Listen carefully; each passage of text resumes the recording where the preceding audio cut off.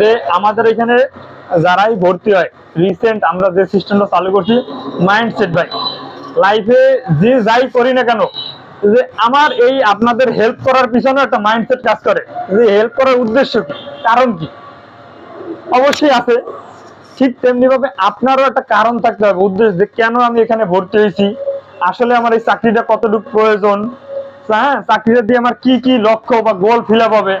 এই ধরনের উদ্দেশ্য যদি থাকে, তাহলে আপনি কাজের প্রতি ডেডিকেশন থাকবেন। আপনি যদি 1 ঘন্টাও কাজ করেন, 1 ঘন্টা মন দিয়ে কাজ করবেন, যে আমি কি করতেছি, কি জানলাম, কি শিখলাম, এটা আপনার মেমোরিতে থাকবে, মাথায় থাকবে। আর যদি এই উদ্দেশ্য না জানেন, তাহলে কি হবে, আসলাম গেলাম, আসলাম গেলাম। ঠিক আছে? সুতরাং আর একটা বিষয় হলো, মাইন্ডসেটটা ক্লিয়ার থাকতে হবে যে আমরা কোনো ট্রেনিং সেন্টার না। দেখেন এখানে গার্মেন্টসের সব ধরনের মেশিন আছে, সব ধরনের মেশিন আছে না? সুতরাং আমরা একটা গার্মেন্টসেই আছি, ছোট একটা কারখানায় আছে। আমি 1 মাস পরে বড় একটা কারখানায় ইন্টারভিউ দেবো। মাইন্ডসেটটা যদি এরকম হয়, তাহলে আর আপনার ইন্টারভিউ দিতে গেলে ভয় লাগবে না, যে হ্যাঁ আমি তো ট্রেনিং সেন্টারে কাজ করে আছি। আমি কি বুঝাইতে পারছি?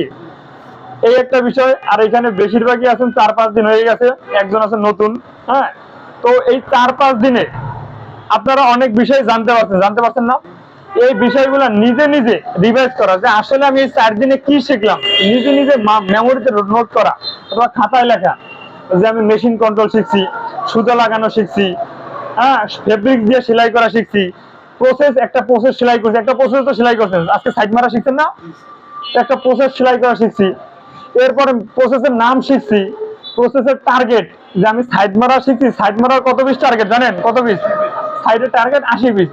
তো আপনি যদি দিন শেষে এখান থেকে যাবেন, যাওয়ার সময় হাঁটতে হাঁটতে চিন্তা করেন যে আমি এই 5 দিন, 3 দিন অথবা আজকে সারাদিনে কি শিখছি, বা এই জিনিসটা খুবই হেল্প করবে, কল্পনা করতে পারবেন না।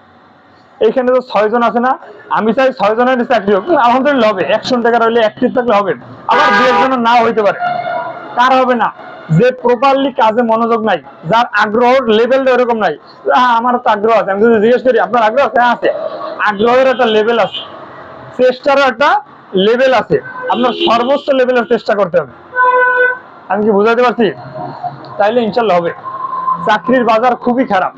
হয়তো আপনি এখন এসএসসি পাশের নিচের চাকরি পাইতেছেন গার্মেন্টসে, কিন্তু 1 বছর গেলে, 2 বছর গেলে, বিশ্বাস করেন এসএসসির নিচে গার্মেন্টসের গেটের সামনে লোক যাইতে পারবে না। এমন এমন চাকরি আছে না যে ধরা পাতা এসএসসির নিচে অ্যাপ্লাই করতে পারে না।